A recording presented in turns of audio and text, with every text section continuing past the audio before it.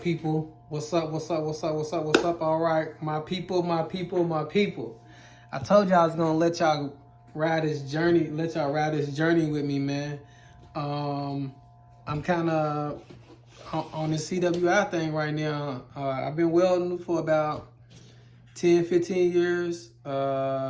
Just wanted to just go ahead and take everything to the next level. And here I am. Got all my books. If you see the thumb, you see a thumbnail. The books is got every book that you can think of about CWI. All the AWS books, the ones that give it to you in a seminar. I had to really, locate some of the stuff. But today is the day. I've been reading these books. I've been reading this book, and this is just the first basic, simple book that I was gonna just kind of start this journey with.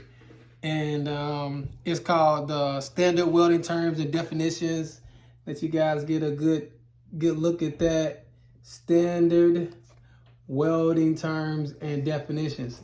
And being a welder, a lot of these terms is not the terms that you use. You don't use these terms. I don't know why, but we have messed all the terms up. When I mean teacup bad. I'm gonna get into a few of these terms that I know and some of the terms we do use that are actually the real definition term to it. So so that's how I felt about it. I got some of these terms written down, and I'm gonna read a couple of them just as I've been going through. So as you can see, this book, boom, these are the definitions, but it's like not a thesaurus, but it's really like a dictionary. So a dictionary, and it just really reads out all the terms that you're going to see in a D1.1 book. And you're going to need to know all of not really all the terms, but you definitely going to need to know some of the terms so that you'll have an understanding of what they're saying. Because you can read a term and be like, what in the world? I've never heard that term at all. And be like, oh, that's the one that when they was talking about, a lot of them have tables to go along with them. A lot of them have figures to go along with them. So you can kind of be like, oh, that's the one that was going along with that table or that figure. Or they can say, it also goes along with the words such as like a thesaurus type of thing. So with that being said, let's get into some of these. Let's get into some of these actual terms that I see on here that maybe you may not have thought of it that way. You may have just kind of gauged your weld and said, all right, cool. You want a 1/8 weld on this. You want a 1/8 filler weld on her. And I'm gonna put a bead down, and hopefully it fits whatever criteria that you're asking me to fit. And that's been kind of the biggest thing that people don't really get, is being able to fit what they're actually doing. So I'm gonna go over one of these terms, and it's actually a term that you'll probably use if you end up actually using it the right way. Let's put it like that. So, okay, we're going to go over the terminology. It says actual throat. So, an actual throat, I'm going to give you this term. I'm going to give you the definition. So, I gave you the term, now I'm going to give you the definition. It says the shortest distance between the weld root and the face of a fillet weld. It says see figure B25. See also effective throat and theoretical throat. What are we talking about? What are we talking about? What throat? Who says throat? Did you say throat? Do I say throat? I don't say throat. I know you don't say throat when you're looking at your wheel. When you're looking at your this is my son, so hopefully he'll be a welder one time. All right, man, go. So yeah. So I gotta step it up. So I said actual throat. So at the end of the day, who says throat? Nobody says throat when they're talking about trying to gauge their will. When they're trying to gauge their will. But I told you what it was. The shortest distance between the well root and the face of a fillet wheel. See figure B25. I'm gonna show you figure B25, and you're gonna be like, are you kidding me? That's what the actual throat is. Yeah, it's gonna be that simple. When you see it, you're like, yeah, the actual throat. I know what you're talking about now. I didn't know that was what that was called. And you're gonna be like, yeah, it's okay. And when I say these terms, start using them. Cause that's what I have to do at work is when I'm start talking about my welds, I don't care if they don't know what I'm talking about. I'll say the terminology to them, and then I'll break it down to what I'm really talking about, to what they're asking me. So the engineer might come over and say, hey man, here goes this weld symbol. I need a 1/4 inch weld. This needs to be a 1/4 inch weld all the way around. You know what the blueprint is saying, all the way around, and that in this top, bottom, all the way around, this front side, back side. I'm like, all right, cool, no problem. And so I'll be like, all right, don't forget to bring your. I'm like, all right, don't forget to bring your gauges out whenever I'm gonna get done. See what it is. And what I'll do to them is I'll start talking real lingo, and I know they just an engineer, so I know they don't know. So it just makes me feel good that I know what I'm talking about. So let's go. So we're gonna go to actual throat. I'm still about to show you this on B25. So okay.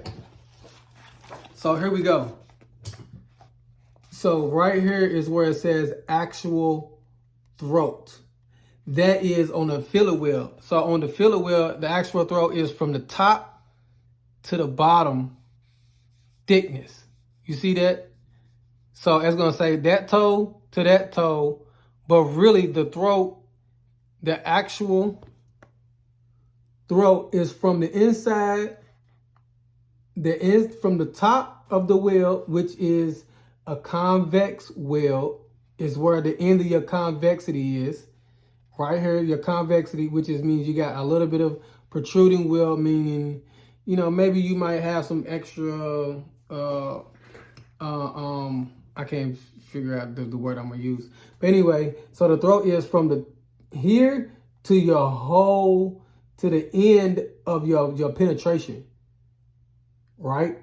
To the end of your penetration, to how far deep you went into that T-joint. And then it also said, check the effective throat. And all of these symbols, all of these definitions are right here in this picture. So you got your effective throat. Your effective throat is from where you wanted it to be at to the inside of your, to the inside of where they needed it to be, the penetration to be. And then you got your theoretical throat, which is somewhere near the same thing, but you got it. You see how that line right there and that line right there, two different places. So it starts at where your effective throat is. Say they wanted it to be a 1/4 inch fillet weld. It's like, all right, well, 1/4 inch would give him this amount of weld, right? And yeah, okay, it's a 1/4 inch, this amount of weld. And that amount of weld I know is from this height, from that height of the weld, boom, and then it's going to be this depth. So, okay, that's going to be my theoretical, what I know. The engineer's going to say what I know it needs to be for it to pass whatever weight, pounds per square inch. It's just a little bit, I'm giving out a little bit of what I know. Don't forget, I'm learning just like you learning. So don't try to come on her and be like, saying all this other stuff. And I'm learning like you learn. I'm also trying to explain it so that I can learn better by just trying to explain it more so I'll remember what I'm saying. That's what I want to do with some of these videos. It's just really, I'm explaining it to you guys so that I can remember. Because if I don't say it out loud to a lot of people, I could just be reading, but I'm reading in my mind, or I'm reading, you know, just to be reading. And what it ends up not happening is, for me, this is the way I learn, is to be able to say it out loud, to be able to repeat it, be able to regurgitate it to somebody else. And that's why I do the engineers the way I do. Because I know that they don't know what they're talking about. I know they don't know these terminologies. They'll come over and ask some stuff. So I'll hit them with stuff like, yeah. So you want a theoretical throat, and you want the effective throat to be, a quarter inch. Is that's what you want? Well, because the actual might be a little bigger, only because, and I hit them with, because you need 10% of penetration on everything. You know, you need 10% penetration on the thickness of every piece of metal, you know, on top and bottom. So it might be a little bit bigger if you check the actual throat. I know they can't check the actual throat because they're not going to cut it open and even look. But, bam, got it. He said, so yeah, just do whatever you want to do. Thank you. Bye-bye. See you later, engineer. Love you too. All right. But anyway, let's keep it moving. So we're going to go to another one. So I don't read all the A's. I am to the D's, really. So today I'm just going to do some of the A's. And then tomorrow I'll do some of the B answers. some of the B definitions. And, you know, this episode will keep going as I go through this book. So this book will be just, it's literally going to be season 1 or whatever, but all of them are going to be under this one book. So the thumbnails, I was going to say part 1, part 2, part 3, part 4 of this book. So if you want to keep looking them up, have at it. So I'm going to go through the A's first, and then I'm going to go through the B's. So let's go through some of the A's that I know that I utilize on a regular basis, that I think that maybe, okay, this is one I got highlighted because I know that I talked to somebody about it. And I was wondering what was going on. So it says air cap, a non-standard term for the nozzle of a flame spraying gun for wire or ceramic rod. Air cap. I ain't never heard nobody say air cap. You heard somebody say air cap? Go ahead and put in the comment section whether or not if you heard somebody say actual air cap. I've never heard somebody say air cap. I don't even know if it's a slang word or terminology or anything on the job. Air cap. Where'd they get this from? Nah, it ain't something we use as a welder. Nah, it ain't something we use. I don't think so. But anyway, I'm going to read it to you again. It says a non-standard term for the nozzle of a flame spraying gun for a wire or a ceramic rod. Then it says, put a little thing, it says, non-standard term, not in bold. So on this, you'll see like, so on here, you'll see all the words in bold. So you'll start seeing words in bold, but then you'll go and you'll see some, like you see, it says air cap. That's not in bold though. So at the end of the day, I'm like, why is that not in bold, but why is it written up? So when I asked the question, it said, anything that's not in bold is a non-standard term, meaning slang, meaning something that we just made up out of nowhere. And air cap, I've never heard it. So we'll keep it moving though. So at the end of the day, let's go on to another word that I actually use and actually been, that I actually say, or one that I didn't know that maybe, hey, it could work out. I could actually continue to keep using that one. So another one was, okay, it says aligned porosity. Every time everybody here sees something in their weld or something like, porosity. You got porosity. You got porosity. I'm like, come on, bro. Everything ain't porosity. It ain't what everything is called. Let alone somebody come up and say, you got porosity. But this was called aligned porosity. So that means, let's read the term and get it right. Aligned porosity, a localized array of porosity orientated in a line. I know you've seen it in your weld. I know you have, because I remember seeing it and not knowing what it was when I first started welding. And then seeing it in some places and being like, is that porosity, or is that slag, or is that or is that mill? Is that the slag or whatever? I'm like, man. And so you see it a lot when you're doing gas, metal, arc welding. See how I did that? Bam! A lot of y'all would just say MIG. It's not MIG. Okay, what did you say? If you use MIG, you're wrong. If they ask you a question and say, what is such and such and such? And you put MIG down, because that's going to be one of the answers on the test. I promise you, it'll be one of the answers there, and you're going to click on MIG. You're going to be wrong all the way. Anyways, it says aligned porosity, a localized array of porosity orientated in a line. So that means when you got your nice little circles going, boom, boom, boom, you're laying the dimes, and between every little dime is a hole. Boom, boom, boom, boom, boom, boom, boom. I can't tell you always why you got them right there every time, and every little boom, boom, boom. And then each dime, you got them one in the middle all the way down. Aligned porosity is what you got. Ha ha! See what I did there? You got aligned porosity. Check it. It's porosity. Weld is bad. Anyway, let's keep it moving. Let's keep it moving on to another one. Another one that I may see, or let's just go with this one, because I know this is one that we put on everything. We put this in, is at the end of just about everything, which is arc welding. This is actually a term, and it's in bold, and it's not a non-standard term either.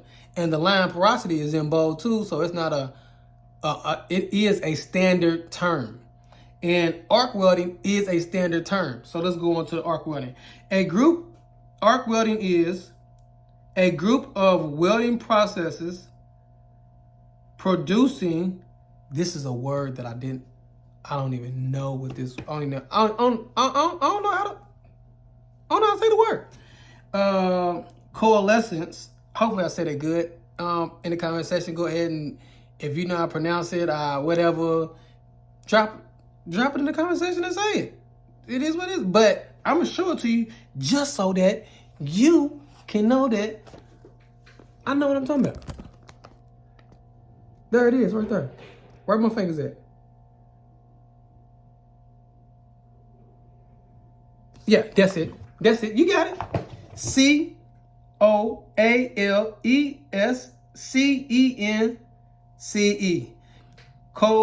Coalescence of workpieces by melting them with an arc. The processes are used with or without the application of pressure, and with or without filler metal. That's what arc welding is. If you don't know, now you know. So let's keep it moving on to boom, boom, boom, boom, boom, boom, boom, boom. All right, this is one I know a lot of people use, and this is a standard term that you need to use. Start using the right standard terms, just so that you will know what you're talking about. Just so that you will be able to utilize the right thing. And a lot of people didn't go to weld school. They learned on the job. They learned somewhere by somebody. Maybe they worked on the farm. They learned how to MIG weld good, and that was great. Or they learned how to stick weld, welding on the tractor, welding on the trailer, and then they just got better at it as they kept, working on stuff. And they don't know nothing about none of the terminology. Volts, they don't know amperage. They know what to put it on when they go weld it, but they don't know the terminologies. I'm trying to give them to you, man. Look, listen. So the next one is arc welding electrode. Arc welding electrode. This is this is a standard term that you're going to see on the CWI test. So arc welding electrode, a component of the welding circuit through which current is conducted and that terminates at the arc. The electrode is, that's your 60-10 rod, that's your 70-18 rod, your 70-24 rod, all your shielded metal arc welding rods, or the electrode that you use for plasma arc cutting. Anything that got to do with arc welding, you're using an electrode. And that is an arc welding electrode. Anything that is consumable or a non-consumable thing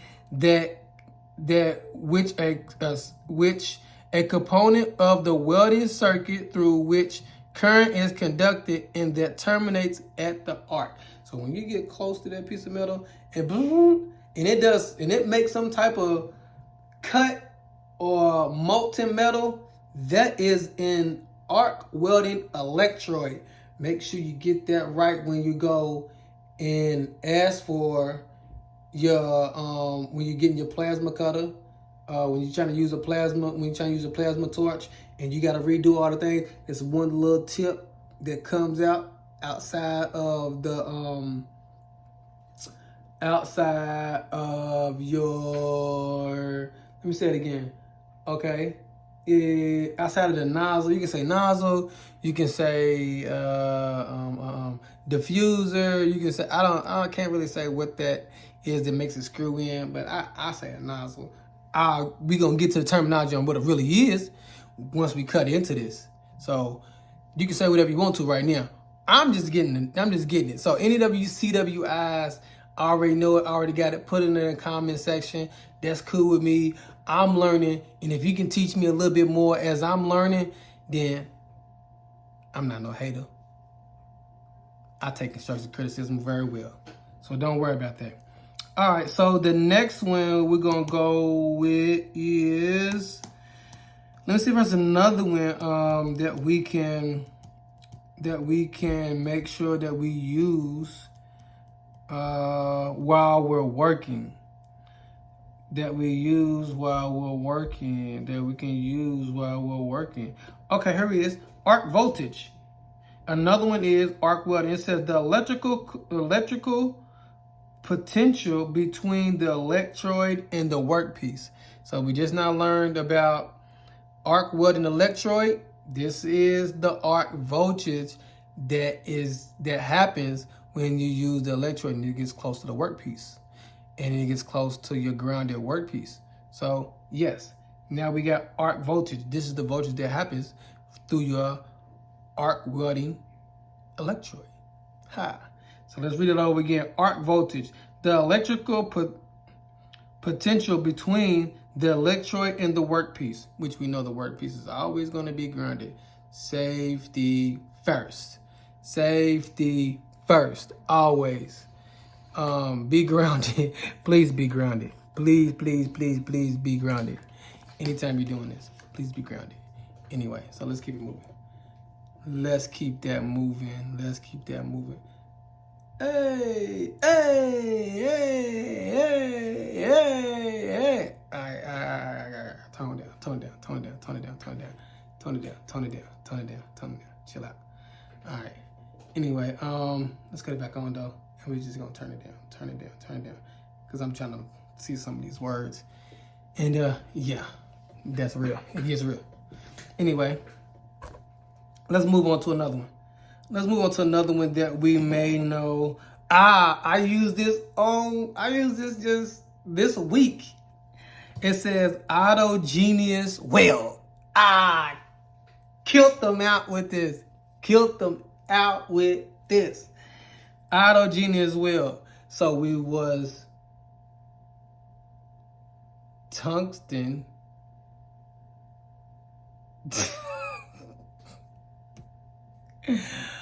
Okay, tungsten gas arc welding. Yeah. So, all right. And it was autogeneous weld. So that's autogeneous. I'm about to read it. A fusion weld made without filler metal. Killed him. I said, oh, yo, guy needs to make a quick autogeny as well for him real on this bar. He's like, what? I said, yeah, man, make an autogeny as well on this round bar. He needs something to make sure that when he slides this round bar in, that this extra square bar is going to be autogenously welded to it, and it's just going to hold it in place. So it doesn't need anything. It doesn't need, you know, a big weld on it at all. It just needs for you to put an autogenous weld on it, and it's just going to hold itself in place. It's not going to do anything. It's not going to move around. It's not going to have any pressure on it. It's not going to be used to crank anything or anything like that. So just put an autogenous weld on it and just send it back to them. That's what they've been asking for. So they said it worked out. And we're going to do that. He's like, what? I said, man, put the autogenous weld on there and come on, man. Let's keep it moving. I just kept, because every time I said it, he kept looking like, what are you saying? What? What type of weld? I said, man, listen. All right, an autogenous weld is a fusion weld without filler metal. So you're just going to go over it, get the TIG, and you're going to go over it and put a good one down, and that's it. You don't even have to get the filler metal. Just go and plug it in, get it straightened out, put something down. You ain't got to try to do all that other stuff, put dimes and try to make it be cute. You ain't got to try to go over it, scrub it, clean it up, none of that. Just go over and put the autogenous weld, and we're going to move on, because this is not even supposed to be a project that we're supposed to be doing. It's like, oh, okay. I said, yeah. Make sure you use that next time, because you are learning as I'm learning too. He's like, oh yeah, I forgot to take the CWI test. I'm like, yeah, bro. So at the end of the day, use that terminology when you going to do something. That's the only way you're going to remember. That's the only way you're going to make yourself have good habits when it comes to knowing what you're supposed to be doing. And if you're not using the right words and the right terminology, you're not learning nothing. You can say you're putting out great dimes, but that gets old. After 15 years, 20 years, bro, you got welding. Yeah, it's cool. And that's great and all. But a youngster gonna come in and put down the same nice way, fresh out of school, or just got to working at a nice little job. He been doing it. It looked like he been doing it just as long as you have. His welds is gonna be nice too. But what's gonna separate you two is when y'all start having a conversation with somebody else, and you know what you're talking about. And the other person may know the term that you're saying, but at the end of the day, it won't allow you, it'll allow you to stand out. And that's what gets you to other avenues and other opportunities. And as I'm gonna go one more, because I don't really want to go 30 minutes on her. Not long. I know some people's attention span is not that long, so I'm just gonna keep it up. I'm gonna go one more. Let's see. And this is done I'm done with the A's after this. Let's go to another one. Let's go to another one that maybe or maybe not we use on a regular basis. Assembly assist gas, which is I never even use. Well, yeah, no, we do with tungsten, with on TIG welding, gas. I said tungsten gas weld. No, it's GTAW. It's gas tungsten arc welding. Sorry, I know y'all gonna hit me hard. I know you're gonna hit me. That's the easiest one to remember. That's the easiest one. And you said it wrong. You said it backwards already. I know, guys. Just chill. Just chill. All right. Boom. What can we use? Oh, we're gonna use this one. Arc blow. You know what keyhole you make? Let's see if that's the same thing where you say, oh man, you blew through. You ain't see it's all the way through on the other side. You blew through. You made a big old hole in there. You ain't gonna be able to fix that back. Am I not the man? Am I not the best welder in here? You think because I made a bigger keyhole in this that I won't be able to bring it? I won't be able to bring my well back right? Like, you kidding me? All right, so let's see what arc blow is. Let's see what arc blow is. Arc blow is the deflection of an arc from its normal path due to magnetic forces. That ain't even what you. That ain't even anywhere near. That ain't even anywhere near what we was even talking about. Nowhere near. So now that I work somewhere where we have this issue, I'm gonna tell you how it really goes. So when the guy, so sometimes you might get your work piece or whatever it may be, and it may have gotten mag particle tested, right? Or it may have got yoked with the magnetic dust or whatever. Or with the magnetic dust or whatever. And now the magnet on it has reversed the polarity. Now it has magnetized your workpiece. Yes, it happens. And a lot of people don't even notice it because they don't even know what it is. They don't even know why the arc look like it's doing the swirly thing. And people only really notice it when they're doing gas tungsten arc welding, because they're like, oh, that's swirl like it. And most of the time it's not even because it's magnetic, it's because they done dipped the tungsten in the molten metal, and now the arc is only on one side of the tungsten. That's what that is. That ain't got nothing to do with arc blow. Nah, the arc blow is when your workpiece is magnetized and you go to put down a weld. It could be, well, stick doesn't really affect stick, but it does though. Because if you're a little too far away, it'll go shh, and it won't sound like bacon no more. It won't sound like a hum or nothing. You'll see it. It'll be funny looking. But when you're gas metal arc welding, you'll see it because it'll go vroom, vroom. It'll do a funny thing, and that is the thing that know that, oh, I got arc blow, man. I need to go and get this. I need to go and get this piece demagnetized so that I won't have this arc blow where my arc look like it's swirling all over the place. Sometimes you can weld through it because really it can be magnetized only in one certain area. So you might have a big piece and it can be magnetized only in this one side. I don't know how it happens that way, but literally I done had it happen to where only one side of the workpiece that I'm working on is magnetized. The other side all the way down on the other end, I don't know what happened. I don't know. But as I got down there, it went away. It was like it was done. But now when I see it, as soon as I see it and I see it happening, I automatically go, hey man, I know it's hot, I know it's whatever, but I'll go and ask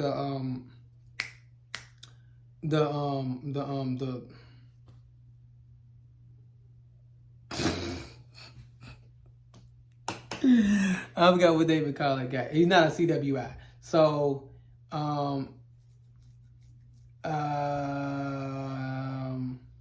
whatever. Anyway, if you know what those people are, sometimes just put in the comment section down below, and I'll say it next time. But anyway. So I was like, hey man, I need you to demagnetize this, and he'll know right off. He'll know right off, like, oh man, okay. Because we use, where I work at now is we use the liquid mag particle testing. Where you put it underneath, you throw the hood down, and he got to look at it underneath the dark light. So, which is cool. I mean, I think it's really cool. I look at it, I see it, and that's what's kind of got me into wanting to get back to the CWI.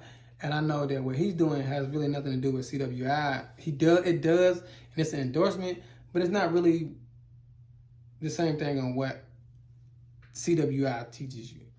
You go a little bit into a lot of that stuff, but it's not much. It usually tells you a little bit, and you move on. It's going to say a little bit about this, a little bit about that, a little bit about this, non-destructive testing, and that's really it. But yeah, that's it for today. That's all I got for, as you can see, the A's of the book, Standard Welding Terms Definitions. Boom.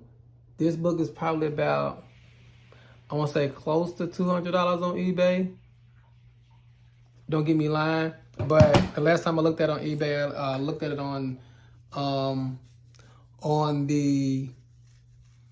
AWS's thing. I believe it was like 2 something, and then on eBay I think it was like 2. It was close to 2, maybe in 180, 170, something like. I really can't know exactly how them people be doing it. But other than that, hey guys, this is your man's, and I'm here to talk about welding. So don't forget to hit the subscribe, the like, all those things, so that I can get my subscribers up.